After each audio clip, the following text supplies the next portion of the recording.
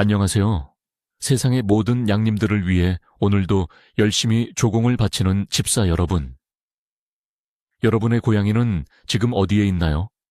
아마 창가 제일 좋은 자리에 앉아서 바깥 세상을 감상하며 저 하찮은 인간들이 오늘도 열심히 일하는군 하고 생각하고 있겠죠? 그 평화로운 뒷모습 정말 사랑스럽죠? 그런데 문득 이런 생각 안 해보셨어요? 저러다 떨어지면 어떡하지? 에이, 설마요. 고양이는 유전자에 슈퍼히어로 DNA라도 있는지 아무리 높은 곳에서 떨어져도 사뿐히 착지 않은 동물이잖아요. 네, 바로 그 생각이 우리 양님들을 위험에 빠뜨리는 가장 큰 착각일 수 있습니다. 오늘은 우리가 너무나 쉽게 믿어버리는 이 신화 뒤에 숨겨진 고층 증후군이라는 무서운 진실에 대해 이야기해보려고 합니다. 여러분의 작은 무관심이 어떤 끔찍한 결과를 낳을 수 있는지 이 영상을 끝까지 보시면 알게 될 거예요. 시작하기 전에 여러분의 용감무쌍한 탐험가 냥이의 이름은 무엇인지 댓글로 알려주세요. 그 녀석이 정복한 가장 높은 곳은 어디였나요? 자, 그럼 본론으로 들어가기 전에 우리 고양이들의 기본 스펙부터 좀 살펴볼까요? 고양이들은 사실 작은 표범이나 다름없어요. 그들의 조상은 나무 위에서 생활하며 사냥감을 덮치던 야생의 사냥꾼이었죠. 그래서 본능적으로 높은 곳을 좋아하고 또 그곳에서 균형을 잡는 능력이 아주 기가 막힙니다. 좁은 책장 위나 문틀 위를 사뿐사뿐 걸어 다니는 걸 보면 거의 고개사에 가깝죠. 여기에 더해 정의반사라는 필살기까지 가지고 있어요. 공중에서 몸이 뒤집혀도 순식간에 척추를 비틀고 다리부터 땅에 닿도록 자세를 바로잡는 능력. 마치 몸 안에 최첨단 자이로스코프 센서라도 달린 것 같아요. 이런 놀라운 능력들 때문에 고양이는 떨어져도 안전하다는 믿음이 생겨난 건 어찌 보면 당연한 일입니다. 하지만 그건 어디까지나 이상적인 상황일 때의 이야기랍니다. 현실은 영화와는 많이 다르죠. 지금부터 그 현실의 민낯을 보여드리겠습니다. 첫 번째 블록. 고층 증후군이란 무엇인가?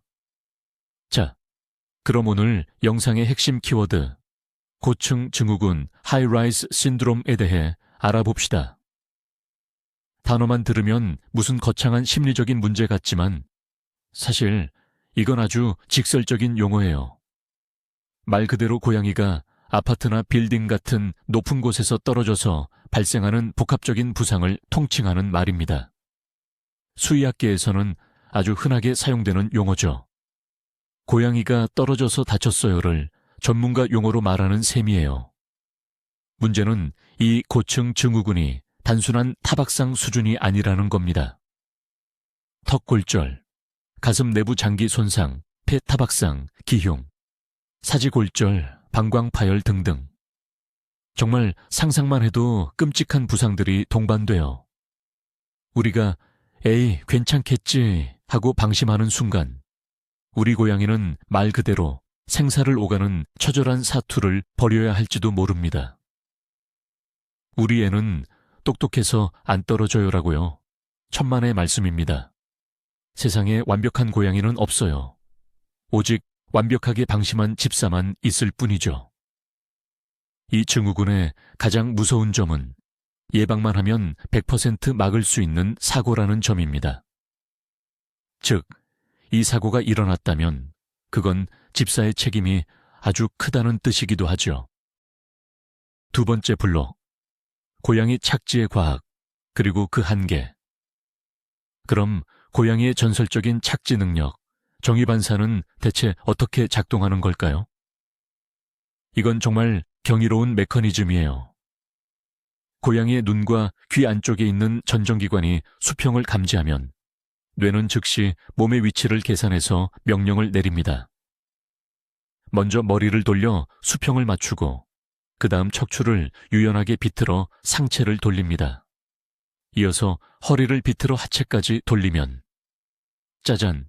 완벽한 착지 자세가 완성되는 거죠. 이 모든 과정이 불과 1초도 안 되는 시간에 일어납니다. 정말 놀랍죠? 하지만 여기에는 몇 가지 치명적인 조건과 한계가 있어요. 첫째, 이 반사신경이 완벽하게 작동하려면 최소한의 높이 약 90cm 정도가 필요하다고 해요. 너무 낮은 곳에서 잘못 떨어지면 오히려 자세를 잡을 시간이 없어서 더 크게 다칠 수 있다는 거죠. 둘째, 착지할 때의 충격은 고스란히 내 다리와 턱, 그리고 가슴으로 전달됩니다. 부드러운 흙이나 잔디밭이라면 몰라도 우리가 사는 아파트 주변은 대부분 딱딱한 아스팔트나 보도블록이죠.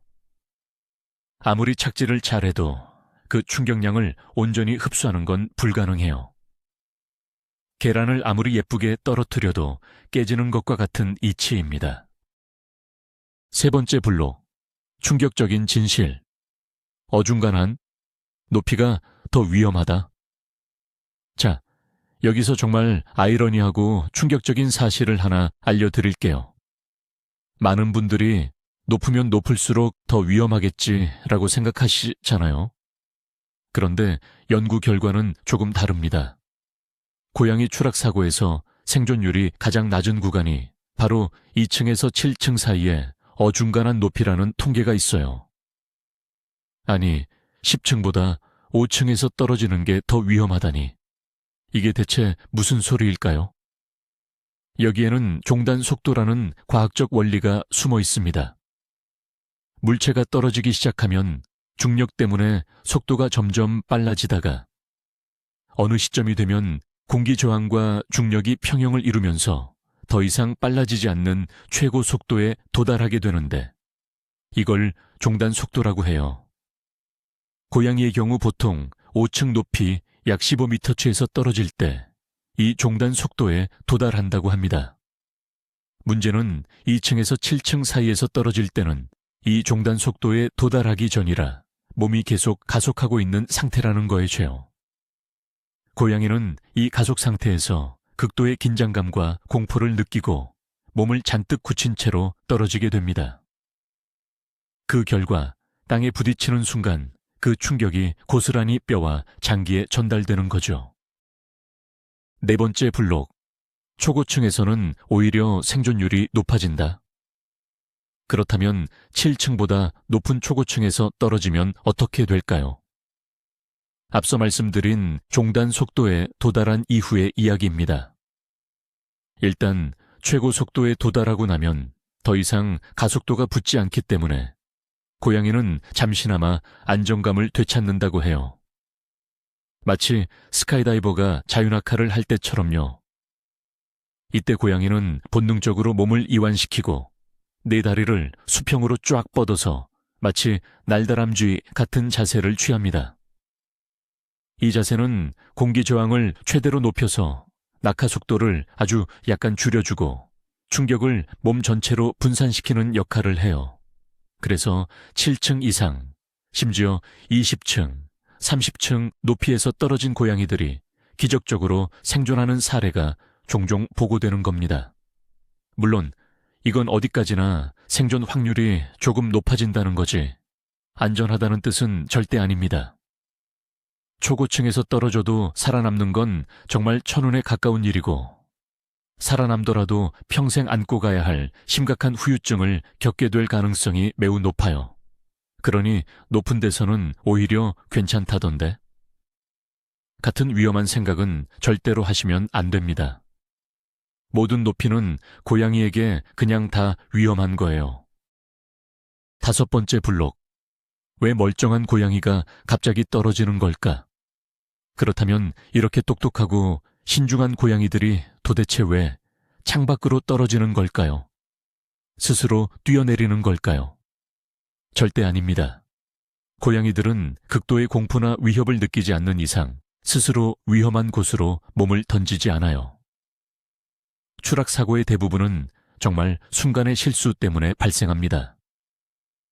가장 흔한 원인은 바로 사냥 본능이에요. 창밖을 날아가는 새나 벌레를 보고 흥분한 나머지 자기도 모르게 몸을 날렸다가 균형을 잃는 거죠. 고양이는 사냥감에 집중하면 주변 상황을 완전히 잊어버리는 경향이 있어요. 눈앞에 방충망이 있든 좁은 난간이든 상관없이 일단 몸부터 날리는 양아치 모드가 발동되는 겁니다. 두 번째 원인은 실수입니다.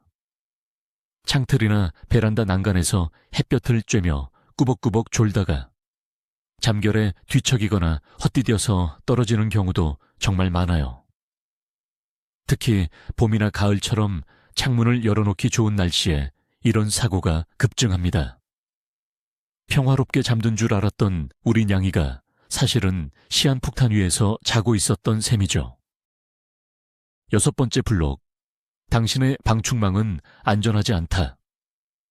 많은 집사님들이 우리 집은 방충망이 있어서 괜찮아 라고 생각하세요. 정말 그럴까요? 지금 당장 베란다로 가서 방충망을 손으로 살짝 밀어보세요. 생각보다 너무 쉽게 승 밀리거나 조금만 힘을 주면 프레임이 휘청거리는 걸 느끼실 수 있을 거예요. 일반적인 방충망은 말 그대로 벌레를 막기 위한 용도이지 5kg짜리 털뭉치 액체, 괴물이 온몸으로 매달리는 걸 버티도록 설계되지 않았습니다. 고양이들은 발톱으로 방충망을 타는 걸 좋아하고 흥분하면 몸통 박치기를 시전하기도 하죠. 이런 상황에서 낡거나 약한 방충망은 정말 속수무책으로 찢어지거나 통째로 떨어져 나갈 수 있어요. 특히 고양이의 무게와 힘이 합쳐지면 그 파괴력은 상상을 초월합니다.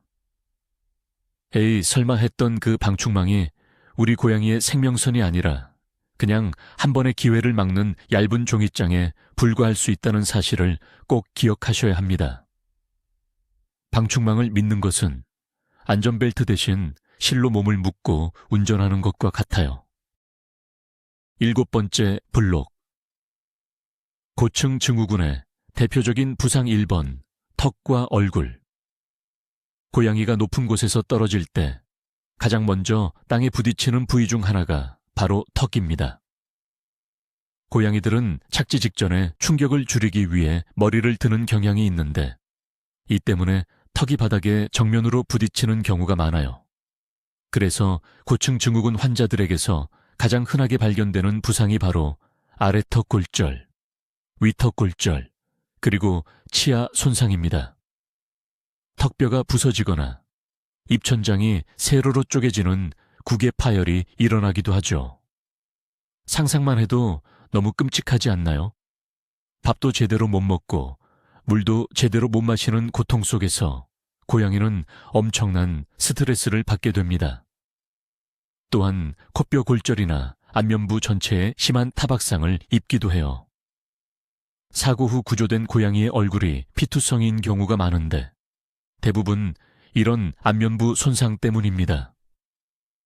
우리가 매일같이 쓰다듬고 뽀뽀하던 그 예쁜 얼굴이 한순간의 사고로 처참하게 망가질 수 있다는 걸 생각하면 정말 아찔하죠.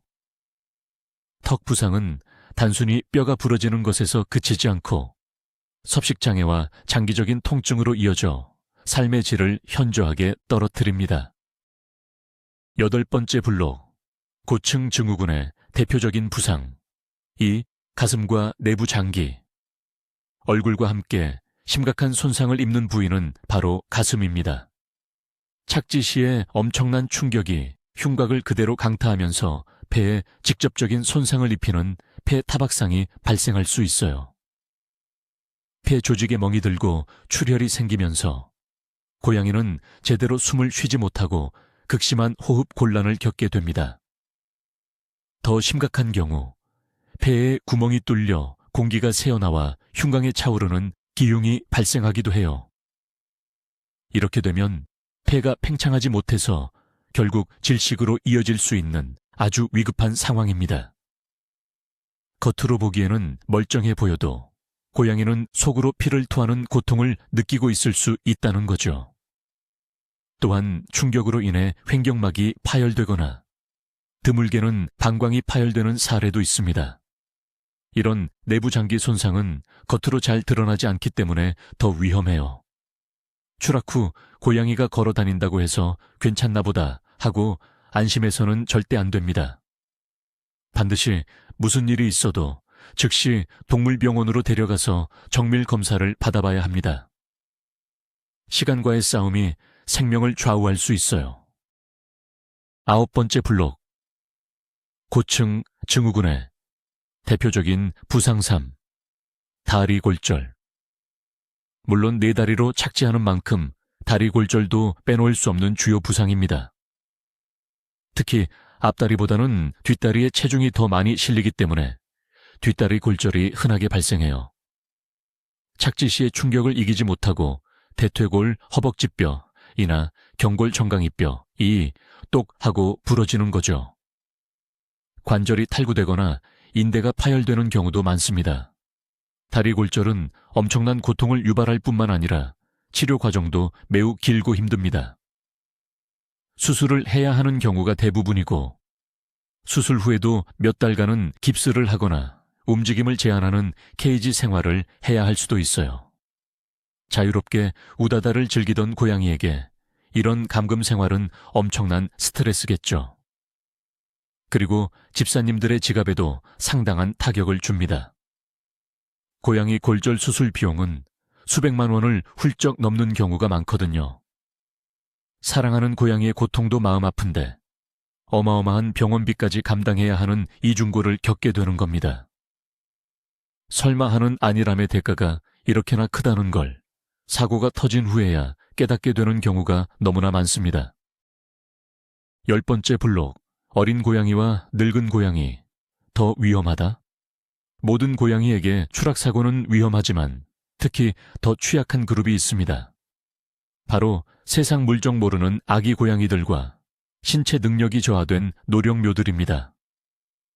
생후 1년 미만의 어린 고양이들은 호기심은 왕성하지만 위험을 인지하는 능력이 부족하고 신체 컨트롤도 미숙해요.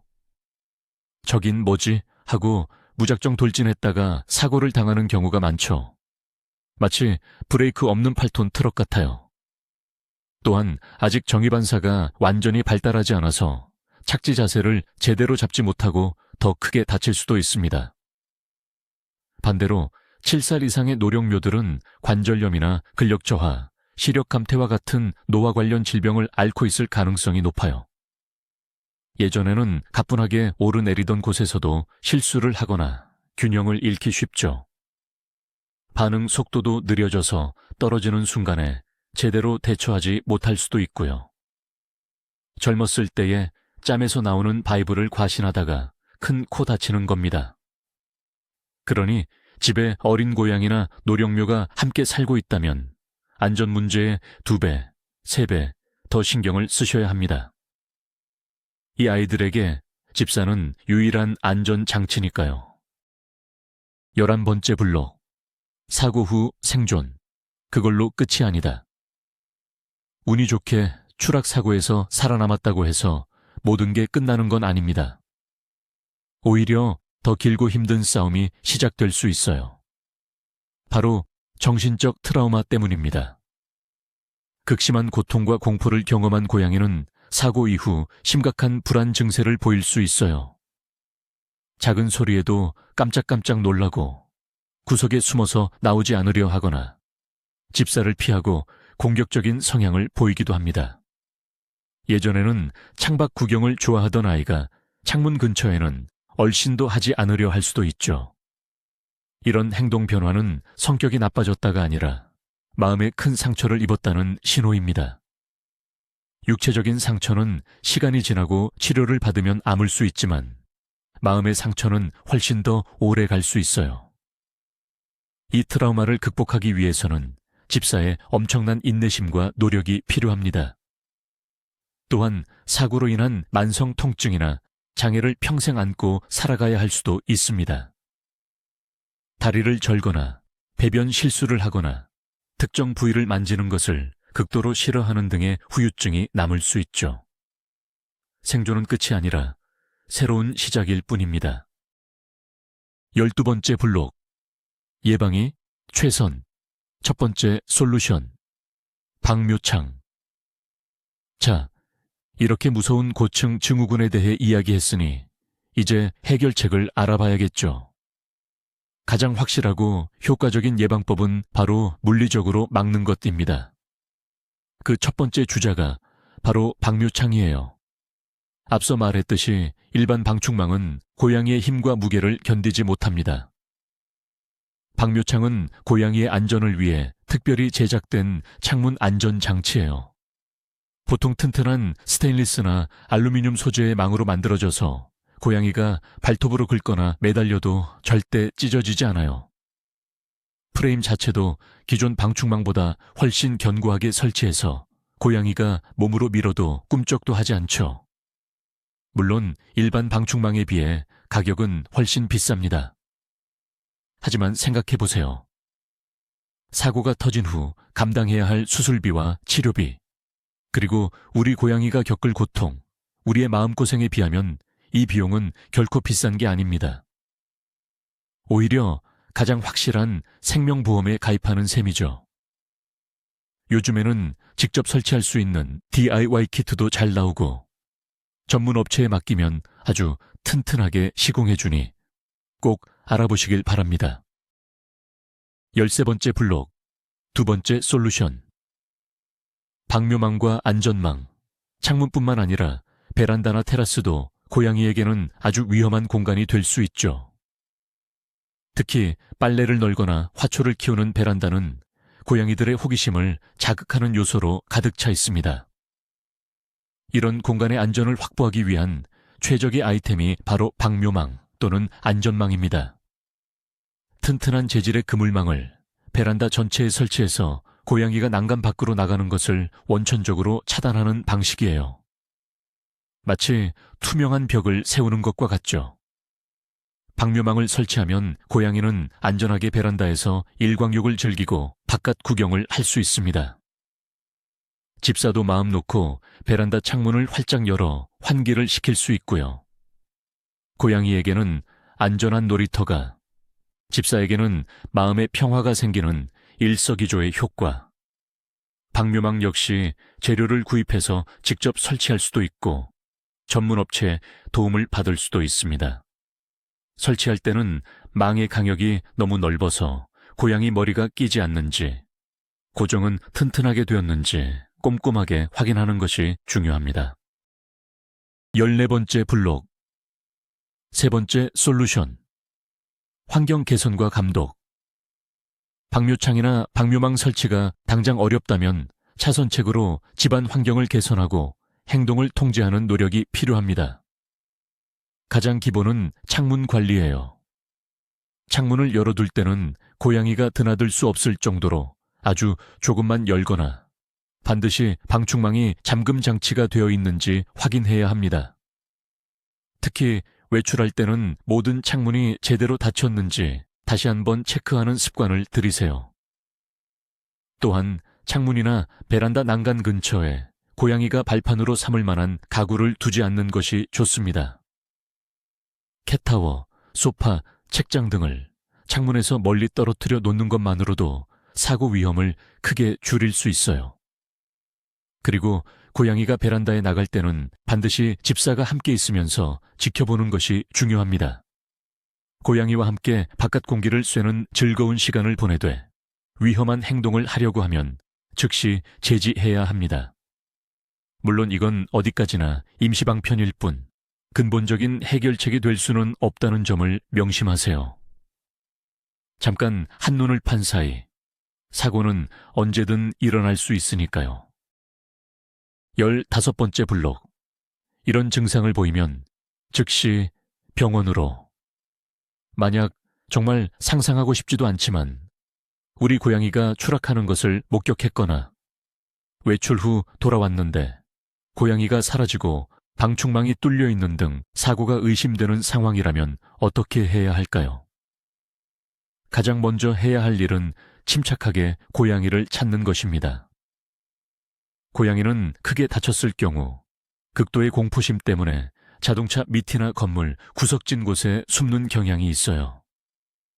주변을 샅샅이 수색해서 고양이를 찾았다면 아이의 상태를 빠르게 확인해야 합니다.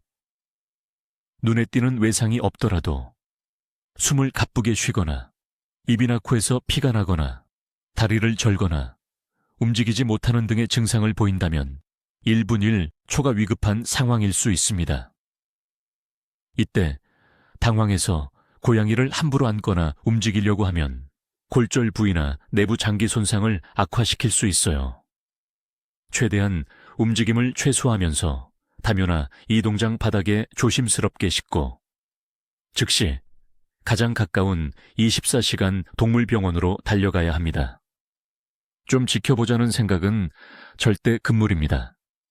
골든타임을 놓치면 안 돼요. 16번째 블록. 동물병원에서는 어떤 일이? 병원에 도착하면 수의사에게 언제, 어디서, 어느 정도 높이에서 떨어진 것으로 추정되는지 최대한 자세하게 설명해야 합니다. 고양이가 겉으로 멀쩡해 보여도 수의사는 가장 먼저 쇼크나 호흡 곤란과 같은 응급 상황에 대한 처치를 시작할 거예요. 산소를 공급하고 수액을 맞추고 진통제를 투여해서 아이의 상태를 안정시키는 것이 최우선입니다. 그 후에는 신체 검사를 통해 눈에 보이는 골절이나 외상이 있는지 확인하고 더 정확한 진단을 위해 방사선 엑스레이, 촬영과 초음파 검사를 진행합니다. 엑스레이를 통해 뼈의 골절 여부와 기흉, 폐 타박상 등을 확인할 수 있고 초음파를 통해서는 복강 내 장기의 출혈이나 파열 여부를 검사하게 되죠.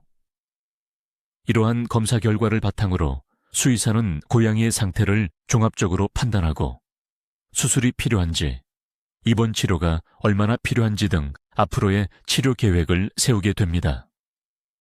이 모든 과정에서 집사는 마음을 굳게 먹고 의료진을 믿고 기다려야 합니다. 17번째 블록. 오해와 진실 Q&A 1. 스스로 뛰어내린 거 아닌가요? 앞서 잠깐 언급했지만 많은 분들이 고양이가 스스로 투신하는 것으로 오해하는 경우가 있어요. 요즘 스트레스를 많이 받는 것 같았는데 나한테 불만이 있었나? 하면서 자책하기도 하죠. 하지만 다시 한번 말씀드리지만 고양이는 절대 스스로 목숨을 끊기 위해 뛰어내리지 않습니다. 그들의 추락은 100% 사고입니다. 사냥감에 대한 본능적인 반응 혹은 단순한 부주의와 실수가 원인이죠. 고양이의 행동을 사람의 감정, 특히 자살과 같은 복잡한 개념과 연결 짓는 것은 위험한 의인화입니다. 그런 생각은 고양이의 본능을 이해하는 데 아무런 도움이 되지 않고 오직 집사의 죄책감만 키울 뿐이에요. 우리가 해야 할 일은 왜 그랬을까를 고민하는 것이 아니라 어떻게 막을 수 있었을까를 생각하고 다시는 이런 비극이 반복되지 않도록 물리적인 환경을 개선하는 것입니다. 고양이를 탓하지 말고 우리의 환경을 탓해야 합니다. 18번째 블록. 오해와 진실 Q&A. 이 한번 떨어진 고양이는 조심하지 않나요? 뜨거운 맛을 봤으니 이제는 조심하겠지 라고 생각하는 것도 큰 오산입니다. 물론 추락사고의 트라우마 때문에 창가에 가는 것을 두려워하는 고양이도 있겠죠. 하지만 고양이의 본능은 트라우마보다 강할 수 있습니다. 창밖으로 날아가는 새는 고양이에게 너무나도 강력한 유혹이에요.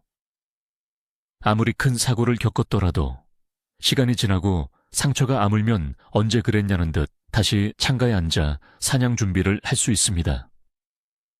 고양이는 높은 곳에서 떨어지면 아프다는 사실을 인과적으로 학습하고 기억해서 다음 행동에 적용하는 능력이 부족해요. 그들에게는 오직 지금 저 새를 잡고 싶다는 강렬한 본능만이 존재할 뿐이죠. 따라서 한번 경험했으니 괜찮을 거야라는 기대는 절대 해서는 안 됩니다. 안전장치는 고양이의 학습 능력이나 트라우마에 의존하는 것이 아니라 어떤 상황에서도 100% 작동하는 물리적인 것이어야만 합니다. 고양이의 본능을 믿지 말고 튼튼한 방묘창을 믿으세요. 19번째 블록. 1층에 살아도 방심은 금물. 저는 1층이나 2층 저층에 살아서 괜찮아요라고 생각하는 분들도 계실 거예요. 물론 고층에 비해서는 치명적인 부상을 입을 확률이 낮을 수는 있겠죠. 하지만 저층이라고 해서 100% 안전한 것은 절대 아닙니다. 앞서 말씀드렸듯이 오히려 어중간하게 낮은 높이에서 떨어지면 착지 자세를 제대로 잡지 못해 턱이나 다리에 심각한 골절을 입을 수 있어요. 또한 집 밖은 고양이에게 너무나 위험한 세상입니다. 길을 잃고 영원히 미아가 될 수도 있고 다른 길고양이나 개에게 공격을 당할 수도 있습니다. 무엇보다 무서운 것은 바로 자동차입니다. 로드킬 사고는 정말 순식간에 일어나고 그 결과는 너무나 참혹하죠. 또한 밖에는 각종 전염병과 기생충이 득실거립니다. 집 밖으로 나가는 순간 우리 고양이는 온갖 위험에 무방비로 노출되는 거예요. 따라서 층수에 관계없이 모든 창문과 현관문은 고양이가 나갈 수 없도록 철저하게 관리하는 것이 외출냥이가 아닌 집고양이를 위한 집사의 기본 의무입니다. 20번째 블록. 당신은 고양이의 수호 집사입니다. 오늘 정말 길고 어쩌면 조금은 무서운 이야기를 나눴습니다. 하지만 이건 우리 집사들이 반드시 알아야 할 현실이에요. 고양이는 우리에게 자신의 모든 것을 의지하는 존재입니다. 먹는 것, 자는 곳, 그리고 가장 중요한 안전까지도요. 그들은 스스로 안전한 환경을 만들 수 없습니다. 창문에 방묘창을 달고 베란다에 안전망을 치는 것은 오직 우리 집사만이 할 수 있는 일입니다. 조금 귀찮고 비용이 들 수도 있습니다. 하지만 그 작은 수고가 우리 고양이의 목숨을 구할 수 있다면 그건 선택이 아니라 필수 아닐까요? 우리는 단순히 밥 주고 똥 치우는 사람이 아니라 이 작은 생명체의 세상을 책임지는 수호 집사입니다. 그들의 우주를 안전하게 지켜줄 의무가 우리에게는 있습니다. 이 영상을 보신 모든 집사님들이 오늘 당장 우리 집의 안전 상태를 점검해보는 계기가 되었으면 좋겠습니다. 당신의 작은 관심이 고양이의 평생을 좌우합니다. 자, 이제 여러분은 고양이는 높은 곳에서 떨어져도 안전하다는 말이 얼마나 위험한 착각인지 확실히 알게 되셨을 겁니다. 우리 냥님들은 놀라운 능력을 가진 사랑스러운 존재들이지만 결코 천하무적이 아니에요. 오히려 너무나 연약해서 우리의 보호가 절실히 필요한 아이들이죠. 온갖 말썽을 피우고 비싼 장난감 대신 택배 박스를 더 좋아하고 새벽에 우다다로 잠을 깨우는 양아치지만 그래도 우리는 그들을 너무나 사랑하잖아요. 이 작은 털뭉치들이 주는 행복을 평생토록 누리기 위해서 그들의 안전을 지켜주는 것은 우리의 가장 큰 기쁨이자 의무일 겁니다. 오늘 영상이 유익하셨다면 구독과 좋아요, 그리고 알림 설정까지 꼭 부탁드립니다. 그리고 이 영상 주변의 다른 집사 친구들에게도 꼭 공유해주세요. 한 명의 집사가 더 알게 되면 한 마리의 고양이가 더 안전해질 수 있습니다. 마지막으로 댓글에 남겨주세요. 오늘 당장 우리 고양이를 위해 실천할 안전조치 딱 한 가지만 약속해 본다면 무엇인가요?